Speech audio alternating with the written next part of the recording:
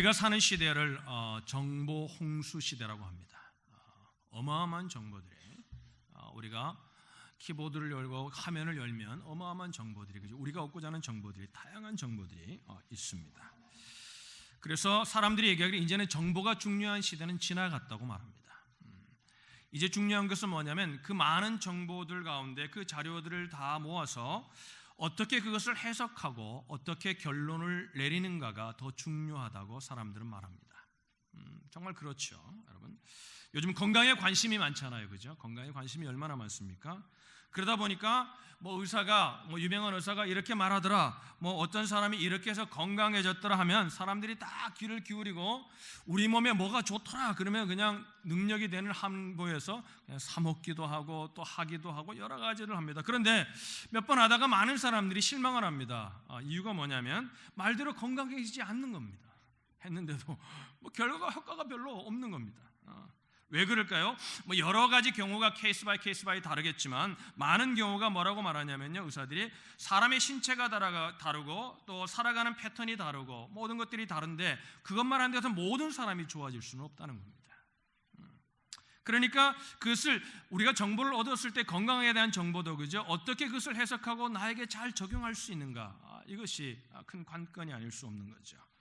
그러니까 정보가 때로는 우리에게 큰 유익을 주기도 하지만 때로는 정보가 우리에게 큰 낭패를 보는데 일조하기도 한다는 것입니다.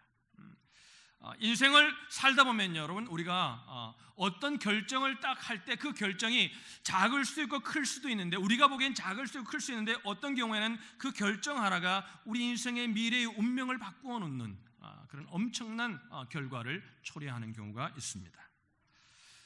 여러분, 애굽을 떠난 이스라엘 백성들이 이제 시내산을 떠나서 그죠? 디베랴 광야에 들어와 바람 광야 북쪽의 병정 도시였던 가데스 혹은 가데스 바네아라는 도시에 도착하게 됩니다. 신명기 1장 19절을 보시면요, 오늘 성경을 좀 찾아 읽어야 됩니다. 여러분, 신명기를 좀 보겠는데요, 신명기를 보겠습니다. 신명기 1장 바로 뒤에 성경 민수기 성경 다음이 신명인데 1장 19절에 보면 이렇게 기록하고 있습니다. 우리 하나님 여호와께서 우리에게 명령하신 대로 우리가 호렙산은 무엇을 말하냐면 신의 산을 말합니다. 호렙산을 떠나 너희가 보았던 그 크고 두려운 광야, 그 광야는 무슨 광야입니까? 바란 광야예요. 바란 광야를 지나 아모리 족속의 산지길로 가데스 바네에 이른 때에, 그러니까 뭐예요? 하나님께서 명령하신 대로 하나님의 인도하심을 따라 여기까지 온 겁니다. 이어지는 22절 23절에는 이렇게 말합니다. 22절 23절을 보시면 우리 같이 한번 다 같이 읽어주실까요? 읽습니다. 시작. 너희가 다 내 앞으로 나와 말하기를 우리가 사람을 우리보다 먼저 보내어 우리를 위하여 그 땅을 정탐하고 어느 길로 올라가야 할 것과 어느 성읍으로 들어가야 할 것을 우리에게 알리게 하자 하기에 내가 그 말을 좋게 여겨 너희 중 각 지파에게 한 사람씩 12를 택하매. 지금 모세가 그죠? 모세가 이제 죽기 전에 오늘 우리가 이 본문을 읽었던 그때의 상황, 왜 12정탐꾼을 보내었는지 이제 돌아보면서 이스라엘 백성들이 지금 다음 세대죠.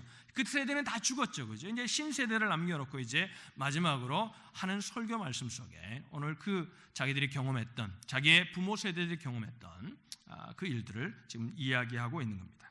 그래서 그들이 원해서 12명의 정탐꾼을 보냈습니다.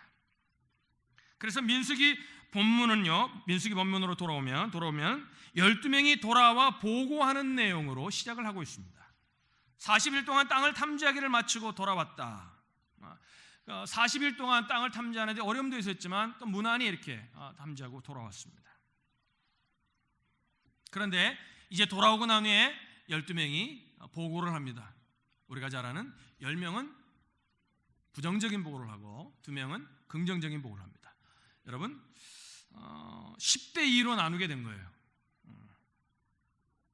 그래서 백성들은 어떻게 했어요? 우리가 잘 아는 결론은 뭐예요? 다수를 따라 들어가는 걸 포기하자고 말합니다. 그리고 다시 애굽으로 돌아가자는 거예요. 민수기 14장 1절로 3절이에요. 우리가 읽지는 않았지만 1절로 3절에 보면 온 회중이 소리를 높여 부르짖으며 백성이 밤새도록 통곡하였더라. 여러분 한번 생각해 보세요. 200만 명이나 되는 백성들이 밤새도록 불평하고 통곡합니다. 이게 어떻게 했을까요? 분위기가 어마어마했어요. 여러분 목장을 할 때 목자들이 그죠? 한 사람만 불평해도 그냥 마음이 누누누하잖아요, 그죠? 그런데 그 여러분 수백만 명이 그냥 막 다 그냥 통곡을 하고 그냥 불평을 하는 거예요. 불평을 하는 거예요. 그 상황을 좀 잘 생각해 보세요. 분위기를 생각해 보세요. 이게 지금 어마어마한 분위기입니다. 2절에 보면 이스라엘 자손이 다 모세와 아론을 원망하며 온 회중이 그들에게 이르되 우리가 애굽 땅에서 죽었거나 이 광야에서 죽었으면 좋았을 것을 어찌하여 여호와가 우리를 그 땅으로 인도하여 칼에 쓰러지게 하려 하는가? 우리 처자가 사로잡히리니 애굽으로 돌아가는 것이 낫지 아니하냐. 불평불만을 하는 거예요. 이스라엘 백성이 출애굽 이후에 최대 위기를 맞이한 장면입니다. 이게. 결국 이 소요와 이 저항으로 어떤 결과가 초래해요? 33절에 14장 33절 이건 좀 같이 좀 읽을 필요가 있어요.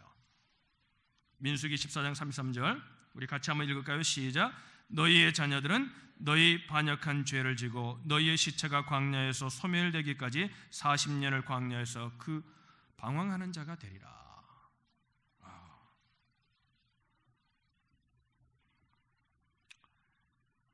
우리가 한 결정들이, 우리가 한 어떤 결과들이 우리에게만 영향을 끼치는 것으로 끝나는 것이 아니라 여러분 그 주위에 있는 자기 다음 세대뿐만 아니라 그 모든 사람들에게 영향을 끼쳤다는데 우리는 주목할 필요가 있습니다. 내가 결정한 그 결정이 내 인생에만 영향을 끼친다면 그것은 내 결정이니까 어쩔 수 없는 거지만 내가 감당해야 될 부분이지만 그러나 그 결정 때문에 내 자녀들이나 다음 세대들이나 내 주위에 있는 이웃들이 또 그 영향을 똑같이 받게 되었다는 것입니다. 그래서 그들은 어떻게 돼요? 다 죽는 거죠. 광야에서 40년 동안 돌아다니다가. 여러분 보세요. 애들이 여러분 비디오를 보면 알겠지만 그 목사님도 그러잖아요. 애들이 그죠?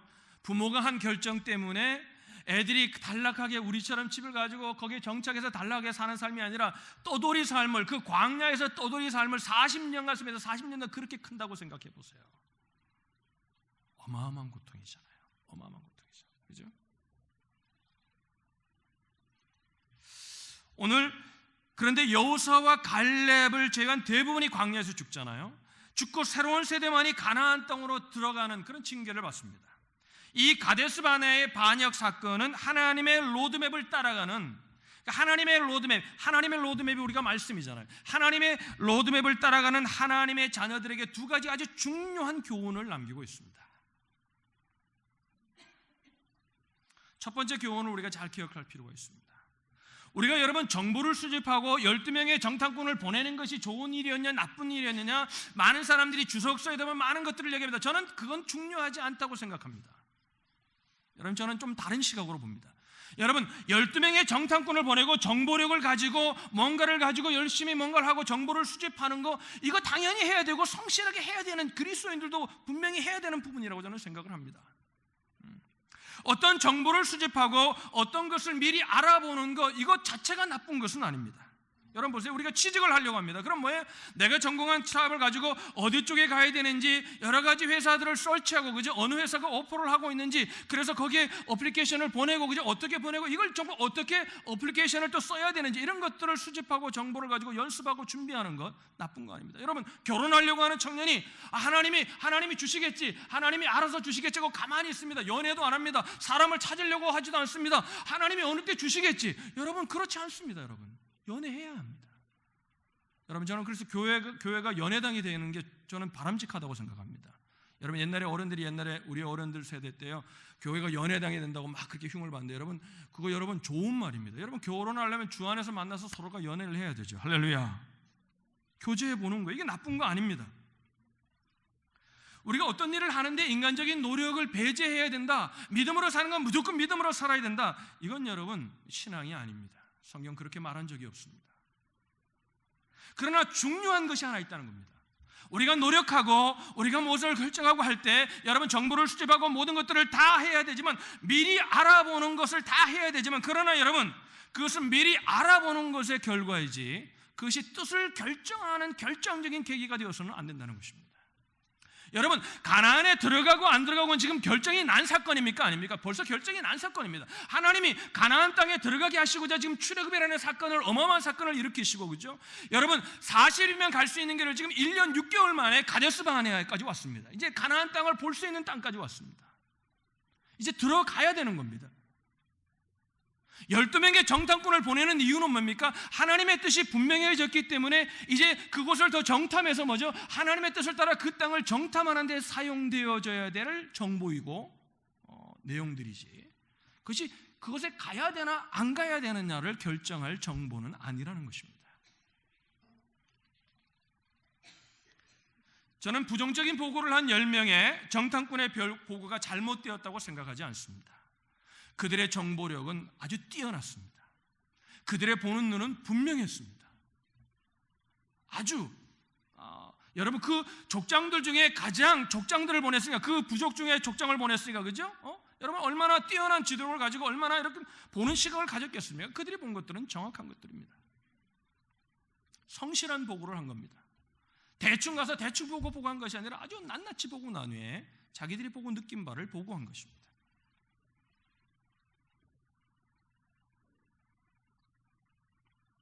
본문의 마지막 절인 33절을 보시겠습니다. 33절을 보시면, 13장 30절을 보시면 이렇게 말해요. 우리 같이 읽어보겠습니다. 시작. 거기서 네피림 후손인 아낙 자손의 거인들을 보았나니 우리는 스스로 보기에도 메뚜기 같으니 그들이 보기에도 그와 같았을 것이니라. 여기서 우리가 잘 아는 메뚜기 컴플렉스, 그죠? 거인 컴플렉스라는 말이 유래했다고 합니다. 여러분, 이들의 문제가 뭘까요? 머리가 나쁜 게 문제일까요? 그들이 가져온 것이 정보가 잘못된 게 문제일까요? 샅샅이 성실히 정보를 가지고 성실히 본대로 가져와서 보고한 것이 나쁜 걸까요? 아닙니다. 근본적인 문제가 뭐냐면 믿음의 문제였다는 것입니다.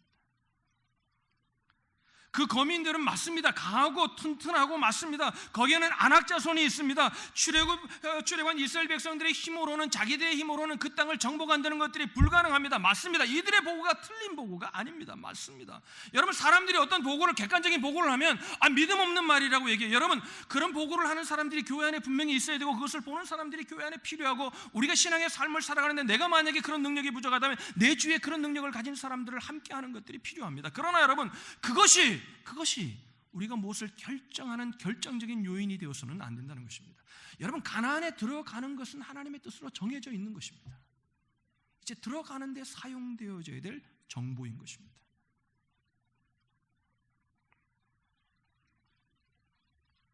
우리도 이 땅을 살아가다 보면 중요한 결정을 내릴 때가 있습니다.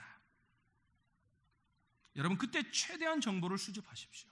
최대한 성실히 노력하십시오. 최대한 고민하십시오. 그러나 어떻게 할 것인가 아닌가는 주님께 여쭈어 보아야 합니다. 할렐루야.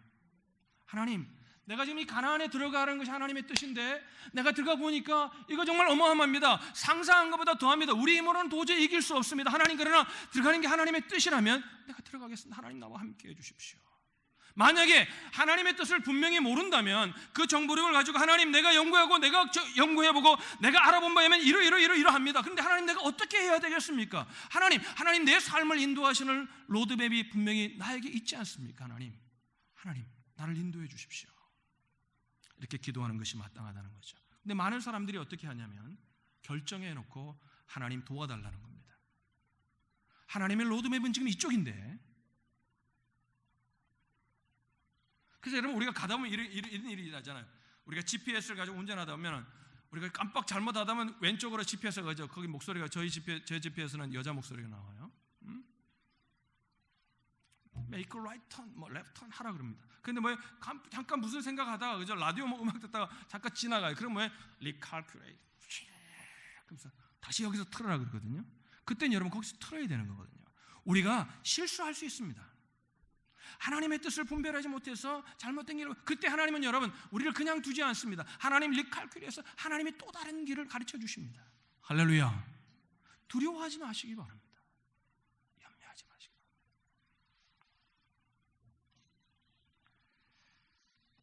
제가 목회를 하다 보니까 이런 것들을 많이 경험합니다. 예수를 처음 믿은 사람이요 더 믿음으로 잘 살아가더라는 겁니다. 이제 왜냐하면 많은 정보력이 없어요. 그러니까 뭐예요? 그냥 말씀 듣고 이렇게 하라 그러면요, 하나님이 뭐 나보다 더 하나님이 알아서 하시겠지. 그래 하지, 해요. 그런데 오래 믿은 사람은 생각이 많습니다.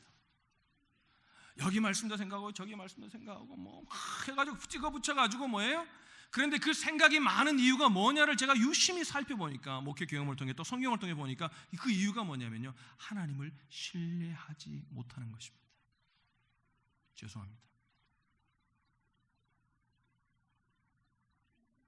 여러분, 혹여나 우리가 하나님의 뜻이라고 알고 갔는데 내가 잘못 분별했다고 하십시다. 하나님이 리칼큘레이터 해가지고 또 바른 것을 우리에게 주시거든요. 그게 하나님의 뜻인가 아닌가가 결정이 못 되어가지고 못 가는 게 아니라 많은 경우가 하나님을 신뢰하지 못했기 때문에 못 가는 경우가 많다는 겁니다.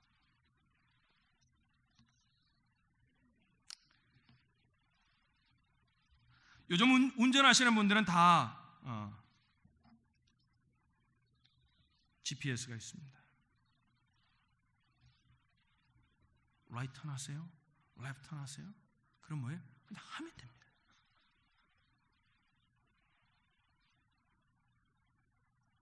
저는 길 치라 가지고 GPS가 하라는 대로 합니다. 근데 저희 아내는 길을 자기가 좀 안다고 가다가 지금 GPS는 이렇게 가라는데 구글 맵은 이렇게 가라는데 이렇게 막 가요. 그러다가 헤매는 경우가 어떤 데는 빨리 가지만 어떤 데는 종종 있습니다. 그러니까 그걸 통해서 깨닫는 거예요. 여러분, 모르면 따라갑니다. 너무 많이 알면, 너무 많이 아는 정보력이 잘못이 아니라 믿음이 없으면, 신뢰가 없으면 그 정보력은 유용하지 않을 때가 있다는 것입니다.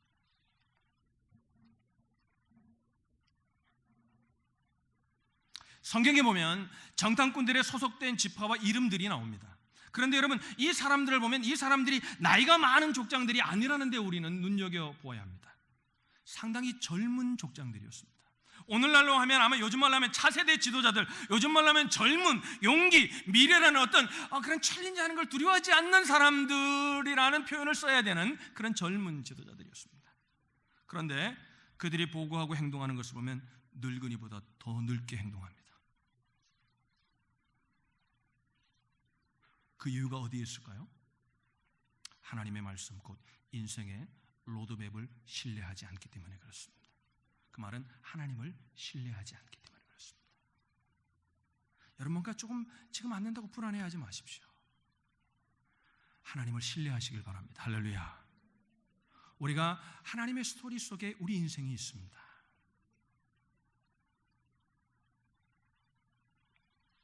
두 번째, 첫 번째는 믿음의 교훈을 우리가 좀 받을 수 있고요. 두 번째는 정보에 관한 이야기를 했는데요. 다시 말씀드리지만 목회를 하다면 초신자분들이 훨씬 더 잘 믿습니다. 아는 게 별로 없으니까 고민할 게 적은 겁니다. 그래서 그들이 잘하는 얘기가 뭐냐면, 하나님이 그렇다면 하나님이 알아서 다 하시겠지. 그리고 그냥 단순하게 믿는 겁니다. 그러니까 그들의 기도가 더 응답이 잘 되는 겁니다. 놀라운 것은. 그렇죠?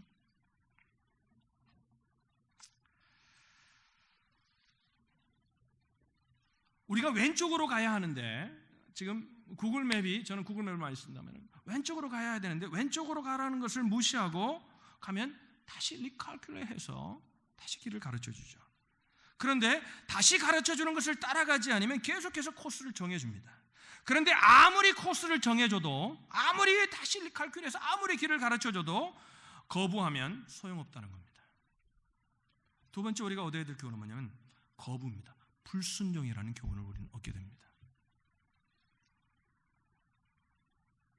결국 10명의 정탐꾼, 그리고 그들을 따라 소위에 동참한 당시 이스라엘 백성들의 또 하나의 근본적인 문제는 무엇이었냐면 불순종이었습니다. 따라합시다. 불순종이었다.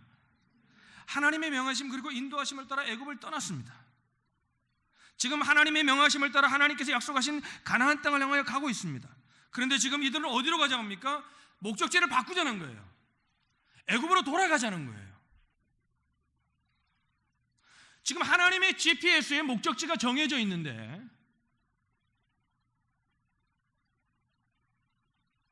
목적지를 바꾸자는 겁니다. 우리의 GPS는 뭐예요? 그 교재에서 기도해 보면은 그 목사님이 이렇게 말해요. 그 GPS를 이렇게 말해요. God Positioning Satellite. 우리가 가지고 있는 GPS는 세상의 GPS가 아니라는 겁니다. 하나님이 우리의 GPS이십니다. 할렐루야. 그런데 이스라엘 백성이 이를 거부했다는 거예요. 여러분, 길을 잘못 둘 수 있습니다. 괜찮습니다. 그러면 다시 길을 하나님이 리칼큘해서 우리에게 보여주십니다. 그 목적지까지 갈 수 있도록. 그런데 우리가 목적지를 바꾸려고 하면, 그러니까 이런 겁니다. 우리가 인생을 사는데 하나님의 이야기 속에서 하나님이 내 인생을 향한, 그죠? 나를 향한 하나님의 뜻이고 나의 이야기를 만들어가는 하나님의 어떤 스토리들이 있습니다. 그죠? 로드맵이 있습니다. 그것을 따라가야 되는데, 목적지를 향해 가야 되는데 뭐예요? 목적지를 완전히 바꿔버리면 똑같이 지금 예배를 드리고 있고, 똑같이 우리가 헌신을 하고 있고, 똑같이 우리가 지금 뭔가 주님의 일을 하고 있다는데 뭐예요? 그걸 바꿔버리면 어떻게 되냐면 전혀 다른 길로 가는 겁니다. 여러분, 무엇을 하고 있느냐가 중요하죠. 그러나 무엇을 하고 있느냐가 우리 인생을 결정하지 않습니다. 우리 인생이 지금 어디로 강하고 있느냐를 알아야 합니다. 할렐루야.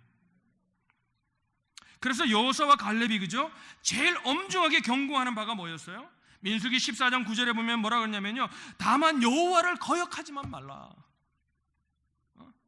너희들이 길을 잘못 들 수도 있다, 좀 잘못할 수 있다. 그러나 다만 뭐해? 지금 얘기하면 GPS를 하면 목적지를 바꾸지는 말라는 거예요. 목적지를 바꾸지는 말라는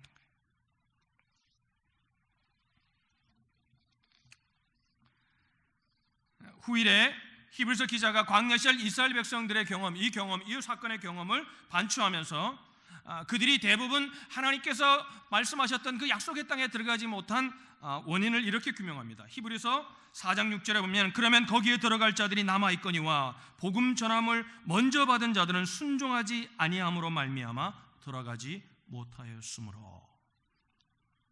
그 전 세대 먼저 복음을 받은 자들은 뭐예요? 순종하지 못함으로 들어가지 못했다. 그러면서 이어지는 11절에 보면 뭐라고 하냐면, 그러므로 우리가 저 안식에 들어가기를 힘쓸지니 이는 누구든지 저 순종하지 아니하는 본에 빠지지 않게 하려 함이라. 우리가 연약해서 하나님은 우리가 실수할 수밖에 없는 연약한 인생임을 아십니다. 그러나 목적지를 바꾸려고 해서는 안 된다는 겁니다. 할렐루야.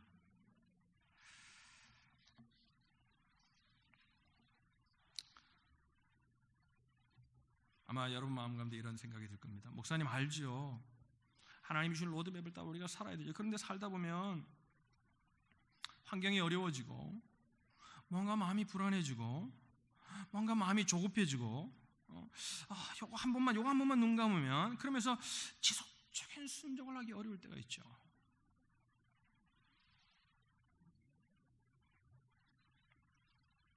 환경이 어려워졌다고 해서 하나님의 인도 따라 해오던 사역을 너무 쉽게 중단하는 사람들이 있습니다. 그만두겠다고 하는 사람들이 있습니다. 그때 제가 이렇게 묻습니다. 하나님이 그만두라고 하셨나요? 저도 여러분 목회하다 보면 저도 사람인지라 감사하고 늘 이렇게 충만할 때가 많지만, 죄송합니다 여러분, 어떨 때 난 이제 이 교회 좀 떠나고 싶다 이런 생각이 들 때가 있습니다. 그럴 때 이런 생각이 듭니다. 원장님, 그때 그 좀 더 큰 교회에서 날 유혹할 때 갈 걸. 내가 그때 정신이 없어서 내가 아마 잘못 결정했나? 이런 생각이 들 때가 순간순간 사단이 우리 속에 생각을 넣는다는 겁니다. 그런데 여러분, 그런 유혹을 받는 것은 어쩔 수 없지만, 그 유혹 때문에, 그 어려움 때문에, 그 마음의 고통 때문에, 어떤 환경의 어려움 때문에, 어떤 관계의 어려움 때문에 그것을 중단해 버려서는 안 된다는 겁니다. 하나님을 바라봐야 한다는 겁니다. 할렐루야. 하나님이 주신 일이라면, 하나님이 인도한 거라면, 그러니까 어떤 사람들 그래요. 이제 은혜 받아가지고, 여러분 이것도 오해하지 마세요. 저는 지금 헌금 강조하는 거예요. 11조를 해요. 이제 하나님 앞에 내가 모든 것들이 하나님의 것이니까 하나님 앞에 11을 드리고 내가 살아야 되겠다. 근데 11을 드리다가 뭐 좀 어려우니까 뭐 중단해버려요. 그걸 넘어서야 되는 거거든요. 네? 여러분, 건강제약품 가운데 맨솔레담 여러분 알죠? 백만장자가 된 엘버트 알렉산더 하이드라는 분이 있습니다. 이분은 그리스도인이었습니다. 경제공황 시절에 미국이 경제공황 시절에 10만 달러의 빚을 주고 사업을 파산했습니다. 모든 것들을 다 정리하고 이제 새롭게 결심하고 시작하면서 이분이 마음에 결정한 게 뭐냐면 11조였다고 합니다.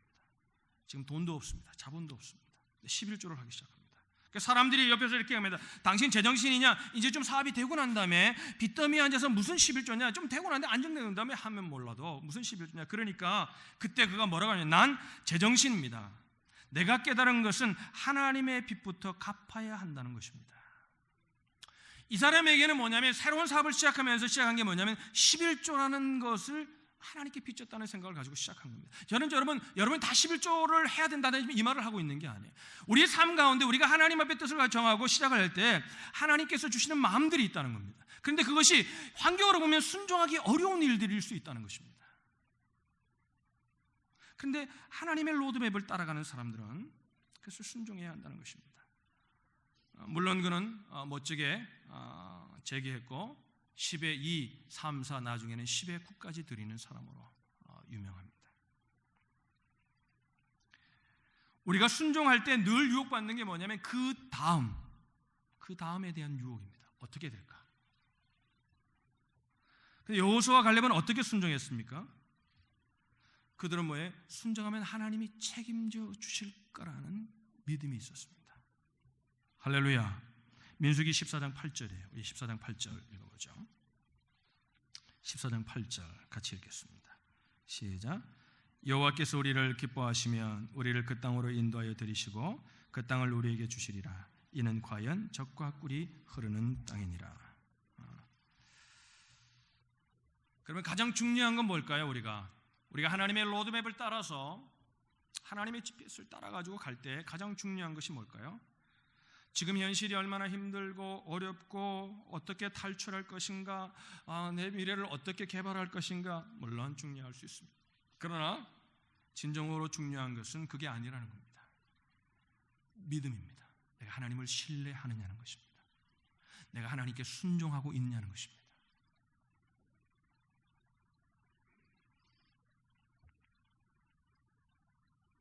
난관이 있습니다. 그때 우리가 해야 될 겁니다. 하나님 난관하면 하나님, 내가 하나님을 믿겠습니다. 그리고 다시 그 하나님께 순종의 삶을 결단하는 것입니다.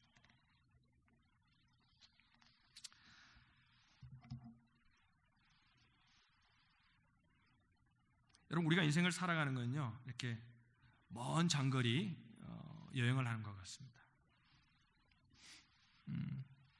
제가 꼭 하고 싶은 것 중에 하나가 우리 가족들과 함께 미국을 이렇게 동서횡단하는 겁니다. 그래서 제가 이번 6월에 이제 애들 데리고 RB 1,800불짜리 있잖아요. 그거 가지고 이제 동서횡단을 하려고 합니다. 여러분, 근데 그 동서횡단을 할 때 우리 집사람이 그게 가겠냐 그러더라고요. 무슨 걱정이냐? 가다가 쓰면 그냥 팔아버리고 그리고 렌트해가 또 가면 되지 않냐?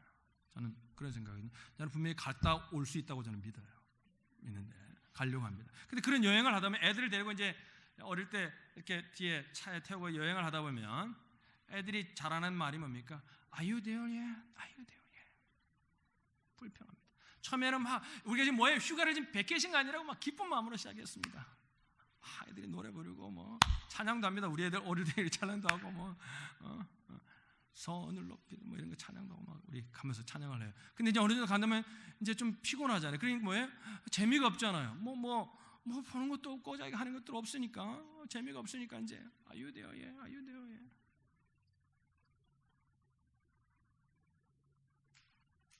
지금 이스라엘 백성을 이끌고 가는 모세에게도 그죠? 뭐해?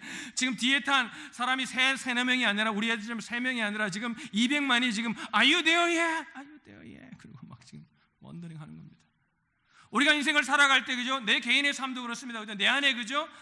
많은 것들이 어떤 유혹이라는 모습을 통해서 어떤 명예라는 모습, 어떤 자기의 꿈을 성취하는 모습을 통해서 뭐예요? Are you there yet? Are you there yet? 그러면서 우리를 급하게 만들고 우리를 조롱하고 우리를 그죠? 믿음에서 떨어지도록 우리를 계속해서 그래서 즐겁게 떠난 베케이션 길인데 뭐예요? 막 그냥 그래서 나중에는 엄마가 말려보고 말이 안 되면 그죠? 아빠가 그냥 여러분 비디오 보세요. 그 얘기도 하잖아요. 화가 나서 그죠? 돌아가고 싶을 때가 있다는 겁니다. 그럴 때 여러분 우리가 가고 있는 길을 기억해야 합니다. 할렐루야. 부모가 여러분 자식들이 말을 안 듣는다고 다시 차를 돌려 돌아가는 부모가 있습니까? 그건 여러분 미성숙한 아주 철부지 부모죠. 애들에게 그 말을 하지만 뭐예요? 부모는 끝까지 목적지에 갑니다. 그때 목적지에 갈 때 어때요? 가족들이 다 좋아합니다.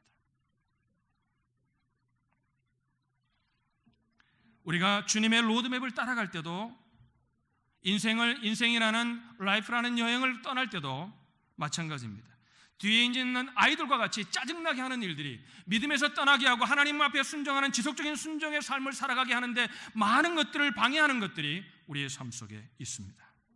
그럴 때 여러분 정신을 바짝 차리십시오. 그리고 주님을 신뢰하십시오. 그리고 지속적으로 주님을 향하여 순종하십시오. 할렐루야. 주님께서 가라고 하면 가고요, 주님께서 서라면 쓰고요, 주님께서 오른쪽으로 하면 오른쪽으로 가고요, 주님께서 빨리 가라 그러면요 그냥 있는 힘을 다해가지고 그냥 죽을 힘을 다해 달려가야 합니다. 그럴 때 여러분 우리의 삶 가운데 주님이 주시는 놀라운 은혜들을 경험하게 될 것입니다. 할렐루야. 살아계신 주님, 내가 그저 말로만 들었던 살아계신 주님이 아니라 그죠? 욥과 같이 내가 눈으로 하나님을 보는 일들이 여러분 가운데 있기를 주님의 이름으로 축복합니다. 다시 말씀드립니다. 주님을 신뢰하십시오.